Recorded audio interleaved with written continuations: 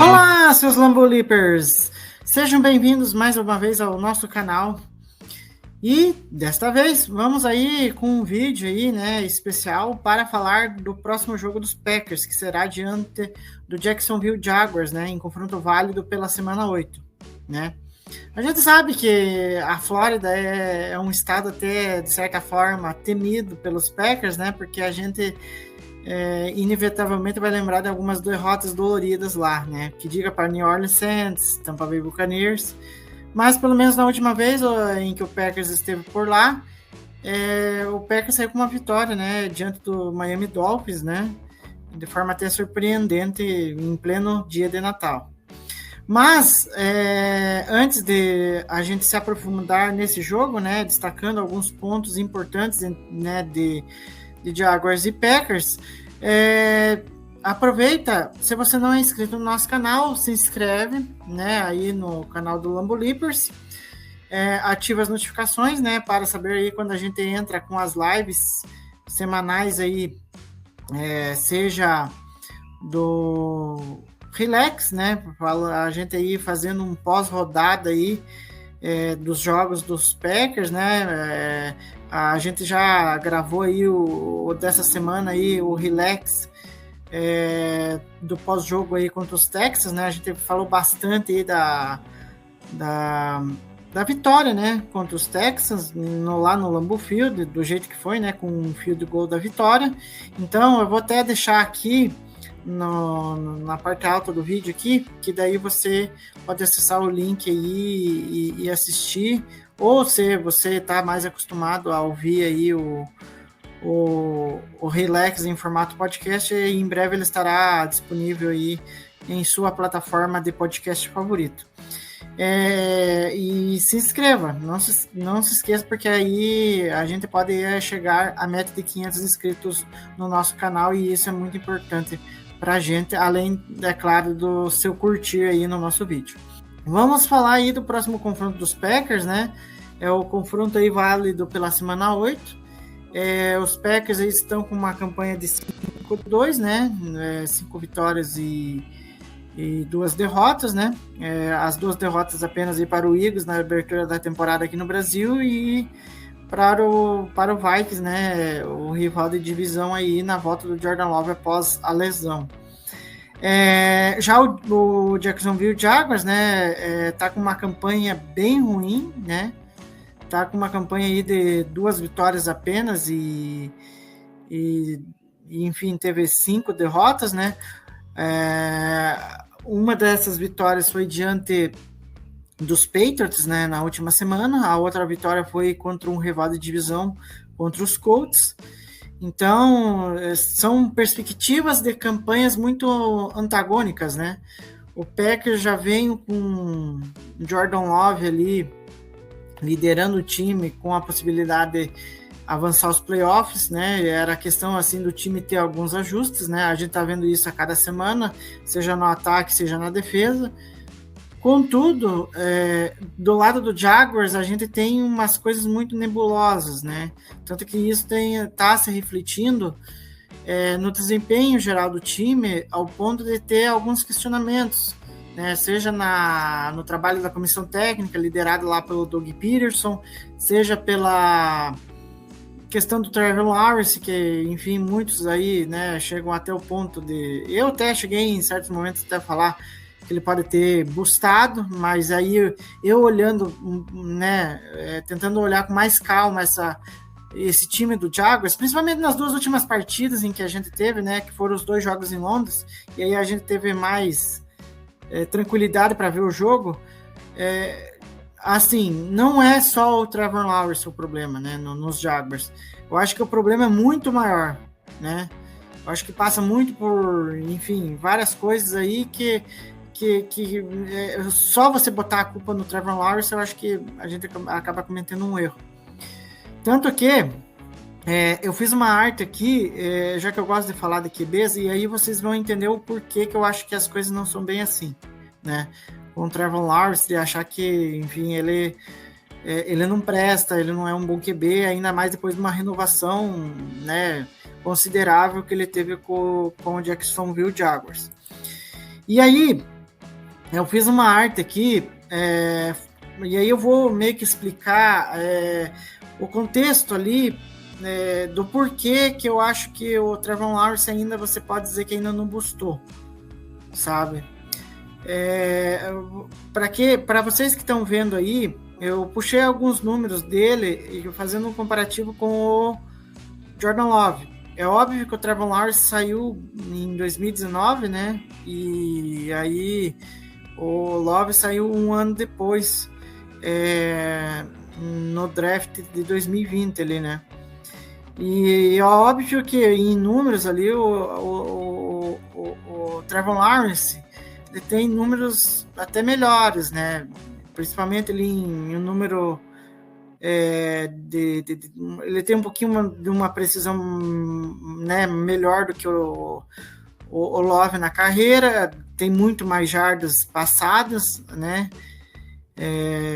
O Jordan Love não tem aí nem a metade dessas jardas passadas.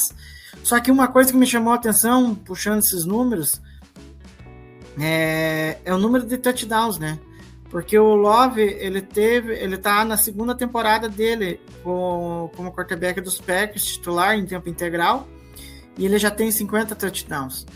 E o Trevor Lawrence, que tá há mais tempo na liga, né? Como eu disse, ele saiu um ano antes do Jordan Love, né? Foi um draft antes, só deixa eu confirmar certinho para passar a informação para vocês. Foi em 2018, corrigindo, então não foi 2019. Então o Trevor Lawrence tem aí um pouco mais de anos de experiência, né? Tanto que isso se reflete em alguns números, mas só que essa questão de touchdowns, né? O Trevor Lawrence já tá com 5 anos na liga praticamente, e ele tem 67 touchdowns. O Jordan Love com apenas 2 temporadas, né? Sendo que nessa segunda ele já completou 50, né? Sendo que o último passo para ele para TD foi por Josh Jacobs, né? Então, assim, é essa coisa que me chamou muita atenção, muito porque vai naquilo que eu vou me aprofundar agora, que é a questão de montagem de elenco, sabe? O Jordan Love, vocês que acompanham o Packers há bastante tempo, o Packers meio que preparou o terreno para que o Jordan Love fosse colocado e ele conseguisse desempenhar o máximo que ele pode, né? É óbvio que ele não chegou ainda eu vejo assim muito que ele não chegou no ápice dele ainda, sabe? No auge da carreira, o Jordan Love. Eu acho que ele tem um teto aí a ser explorado. Mas só que, tipo assim, cara, em tão pouco tempo o Jordan Love já tem 50 touchdowns, sabe? E num período de 5 anos, o Trevor Lawrence tem 67. Então, assim, a estrutura do time ajuda o Jordan Love. Você pode ali questionar, mas não tem um wide receiver 1. Mas são caras que, sabe, produzem. Conseguem, tipo, a cada jogo fazer algo diferente, sabe? Então, isso acabou que fazendo com que o Love, né, tivesse esse número de touchdowns absurdo. E só que aí você olha pro Jaguars, que a gente vai encarar aí no próximo domingo, a estrutura de time, assim, é muito questionável. O Packers, você pode, tipo, tal escolha não foi boa, outro não vingou, e tal, ok, você pode questionar. Mas só que a base do time em si, ou a base do time do Packers, ela é boa, sabe? A comissão técnica conseguiu desenvolver esses caras, e tá conseguindo desenvolver, sabe? Só que no Jaguars, o Trevor Lawrence não teve esse, vamos dizer assim, ele não conseguiu estar num berço de ouro ao ponto de, tipo assim, não, tá tudo arrumadinho, tá tudo prontinho para eu ir lá e brilhar. né? A montagem do time foi, sabe, muito questionável. O último draft, assim, do Jaguars, a gente vendo os especialistas falar, foi um dos piores drafts aí da última classe, né, de 2024. Você teve trocas de comissão técnica, né? Você trouxe um Urban Meyer, que assim foi algo assim sem sentido, né? Acabou deteriorando todo o vestiário. Você não conseguia tirar o máximo desses jogadores, do Trevor Lawrence. A free agency, eu acho assim que o Jacksonville se mexe muito mal, sabe? Acaba dando um overpay em vários jogadores. O que diga aí o Gabe Davis, o Christian Kirk. Aí você junta os dois, não dá um wide receiver 1. Quem tá dando conta do recado agora, tá começando a dar conta do recado, é o Brian Thomas, né? Que foi draftado esse ano. Talvez é o que se salve dessa classe, sabe? Então, assim, é muito fácil você pegar e botar a culpa no Trevor Lawrence, se toda a estrutura do time, assim, não ajuda ele em nenhum momento, sabe? Contra os Bears, o time foi atropelado, sabe? E, assim, em vários sentidos. Contra o Patriots, só passou porque obteve uma vitória, porque o Patriots é muito ruim, né? Um time muito pior, sabe? Então, assim, o Jaguars, assim, tá deixando muito a desejar, e não é por causa só do Trevor Lawrence. É óbvio que o Trevor Lawrence, ele poderia estar jogando melhor, né?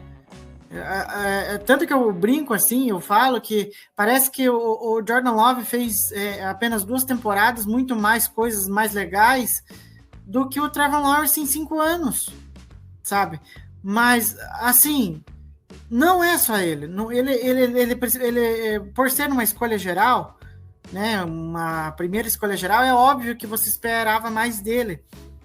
Mas é entendível para mim que todo o contexto em que ele se inseriu não ajuda, sabe? Não ajuda. É óbvio que daí vai vir a galera e falar assim, mas o QB é o cara que move as tropas, é o cara que dá a possibilidade de você ganhar ou perder um jogo de NFL.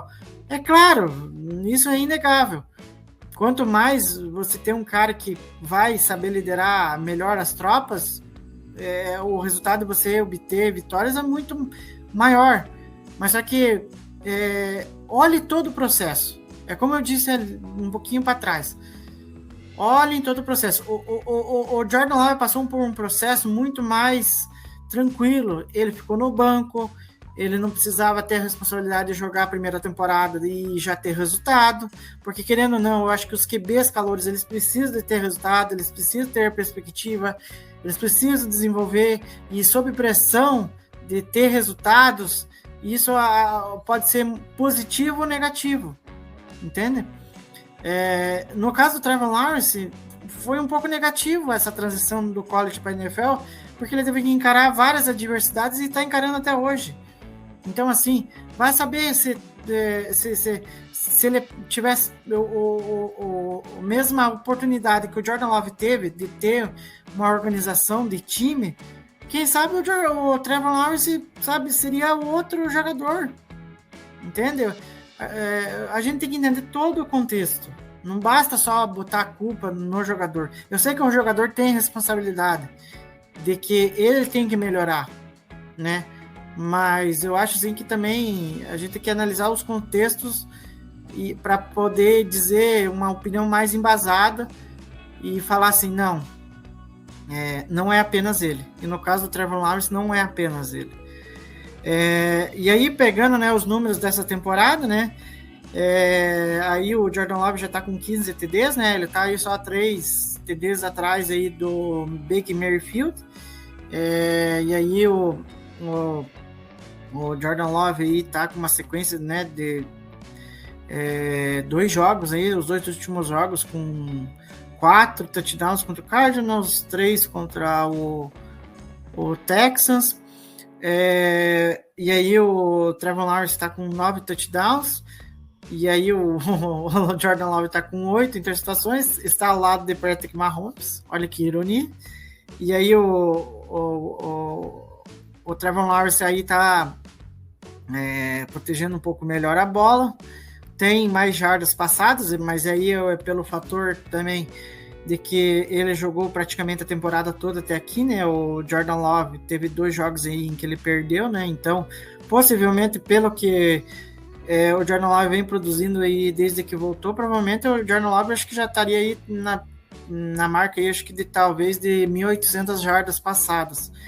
E aí a precisão de ambos aí eu acho que precisa melhorar, né? Ambos aí estão com uma média aí de 60% de aproveitamento, né? O Jordan Love, o ano passado, estava na primeira metade da temporada passada, né? Ele estava com essa porcentagem, aí chegou ali na reta final da temporada, ele conseguiu dar um salto aí para mais de 70%.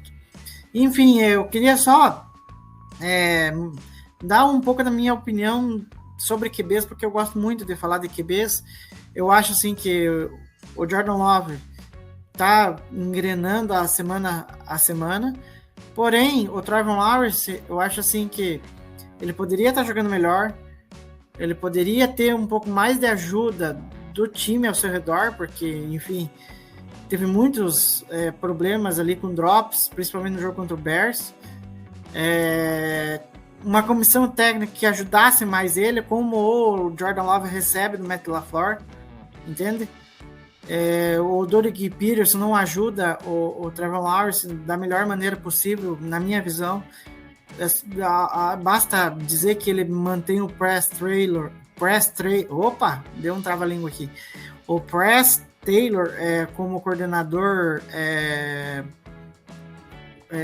de ataque, né? Então, assim, as chamadas não são tão boas. O Trevor Lawrence não consegue se sentir confortável em vários momentos para passar a bola. Então, assim, enquanto de um lado você tem um Jordan Love que a cada semana ganha confiança, do outro lado você vê um Trevor Lawrence que tem que lidar com um contexto bem mais complicado. Agora, vamos falar um pouquinho de defesa. Eu peguei aqui os dois pass rushes que eu acho assim que a galera deve lembrar. Tanto o Gary quanto o Trevor Walker, eu acho que eles foram 2 escolhas de draft bem questionáveis, né? O que diga o torcedor do Packers com o Gary, e o Trevor Walker foi mais pela questão de ter sido a primeira escolha geral, né? Porque ninguém achava que ele valeria ali, né? Uma escolha número 1. E aí a gente sabe que ambos, né, tanto o Gary quanto o Walker, eles tiveram um início de carreira ali na NFL um pouquinho complicada, né? Foram muito a seleção deles, né, na verdade, foi muito pela questão física, né, pela monstruosidade deles, né, ali em questão de serem pass rushers, né, diferentes aí, e ter um ras alto e tal, mas não necessariamente eu digo assim que ras, ter fisicalidade é tudo na NFL, né? É óbvio que a gente tem um futebol americano em que é um esporte muito físico, mas não necessariamente seja algo que seja determinante para você escolher o cara e dizer, não, eu vou escolher ele só porque ele tem um ras alto e aí eu vou desenvolver o resto. Não é assim. Tem coisas que, como técnica, como né, parte mental, você não consegue desenvolver tão facilmente, né? E aí vai muito do jogador conseguir desenvolver isso já lá a partir do college. É óbvio que ele não vai chegar pronto na NFL, mas quanto mais a parte mental e técnica estiver pronta, mais fácil vai ser a transição na NFL. Não só a questão física. E aí na carreira, né, o Gary está com 33,5 sacks, o Trevor Walker está com 19,5. O Gary leva vantagem em fumbles, né, com 5. Aí QB hits o o Gary tem um número considerável, né? Até porque também os números aqui na carreira, o Gary leva um pouco de vantagem porque ele acabou, né, saindo em 2019, o Trevor Walker saiu anos depois ali, né? Se não me engano, eu acho que foi no draft de 2022. Então, foi uma diferença aí de 3 anos. Então, por isso que os números aí são muito favoráveis ao Gary. Passando para a atual temporada, né, o Trevor Walker já leva um pouco de vantagem nos números, né, em relação ao Gary, né. O Gary tá complicada a vida dele, né, apesar de que nas 2 últimas semanas ele tá jogando melhor, aumentou consideravelmente o número de pressões e tal, mas em questão de sacks aí ele tá bem atrás aí em relação ao Trevor Walker, né. O Trevor Walker aí já tá com 6, né, e ele só tá com apenas 2. Eles ainda não forçaram nenhum turnover, né, em questão de fumbles aí, principalmente. QB hits, o Trevor Walker leva uma certa vantagem, né, com 8, e teco para perda de jardas, o Walker aí já tem 6. Então, assim, em perspectiva de carreira, parece que o Trevor Walker se encontrou, né? Agora o Rashan Gary, eu acho que ainda nessa temporada, mais especificamente falando, eu acho que ele precisa se encontrar ainda, né, se for analisar, pelo contrato que foi dado a ele, o que o Gary fez até aqui na temporada é muito pouco, né? É óbvio que a gente vai levar em consideração a mudança de esquema. Eu fui um daqueles assim que eu achava que o Rashan Gary seria um dos maiores beneficiados, mas até agora ele não conseguiu, né? Ele não conseguiu fazer com que a produção dele realmente acontecesse, né? Mas o bom é que nas últimas 2 semanas aí ele melhorou bastante, jogou bem, muito bem contra o Texas. Vamos ver aí como que vai ser a utilização dele, né, pelo Hafley, né? Eu acho assim que a criatividade do Hafley com ele, eu acho que tende a ter vários momentos assim muito interessantes ao longo da temporada. É claro que a gente tem que ver se toda essa criatividade do Hafley vai surgir sacks do Gary, se vai ter um número de pressões consistente, uma taxa de sucesso em passar pela linha ofensiva um pouco maior, né? Então, assim, eu estou esperando um pouco mais do Gary, porque, enfim, a gente vai questionar tanto a escolha dele quanto a do Walker, né, que nem eu disse lá um pouquinho lá atrás no vídeo, né, que pode ser que tenham sido jogadores que saíram em posições muito altas do draft, mas que, querendo ou não, no frigir dos ovos, ambos precisam encontrar um caminho, né, na carreira na NFL. Parece que o Trevor Walker meio que encontrou. O Rashan Gary ainda não se encontrou ainda, na minha visão, e, enfim, a gente como torcedor espera que ele consiga render nas próximas partidas. Eu trouxe aqui alguns pontos sobre os duelos aí que a gente tem que ficar de olho nesse jogo contra os Jaguars. A primeira delas é o Josh Jacobs contra a defesa dos Jaguars, né? Eu vou até aqui pôr na tela. No jogo contra os Bears, o DeAndre Swift teve aí 17 carregadas, né, para 91 jardas, né, uma média de 5.4 por corrida, né.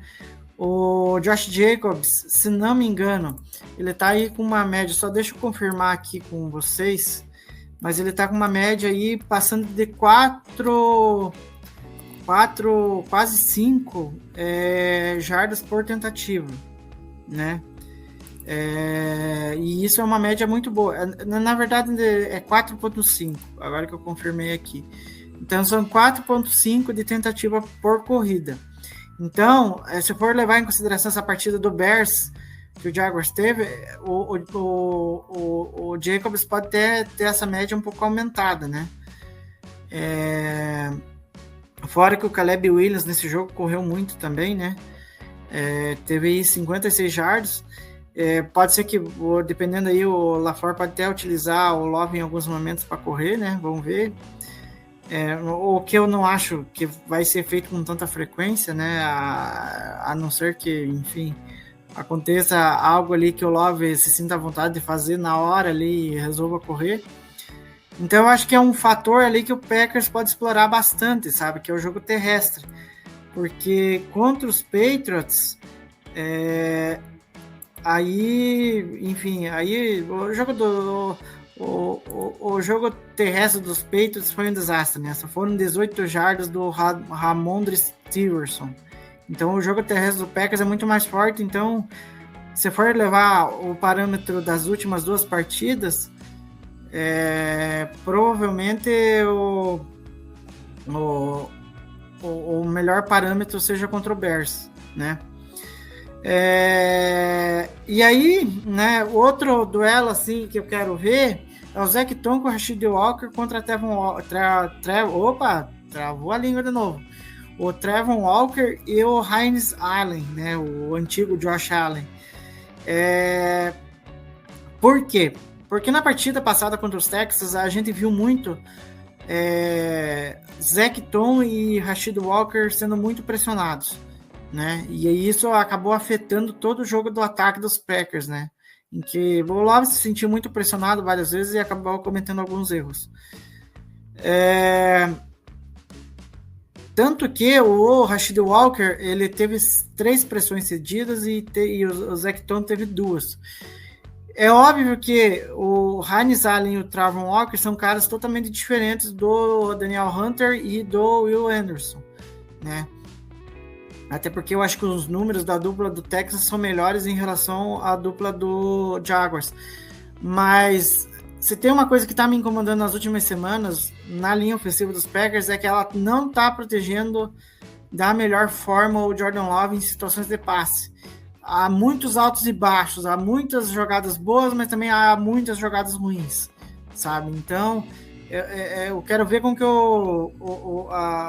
os dois tackles vão se comportar, mas também como esse miolo vai se comportar com a pressão vindo pelo meio da linha ofensiva ali dos Packers, né?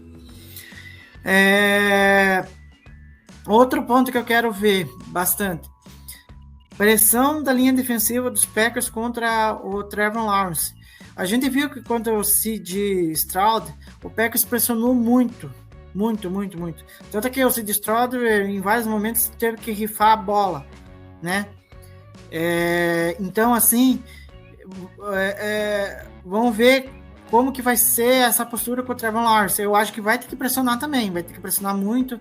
É óbvio que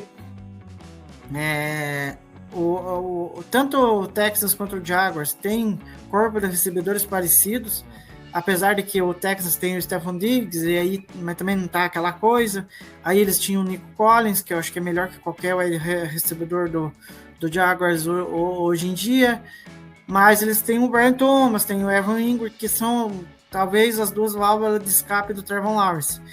Então, o Packers vai ter que marcar esses caras e a linha ofensiva tem que pressionar mais rapidamente possível ali, né? Ele tem que chegar rápido no QB.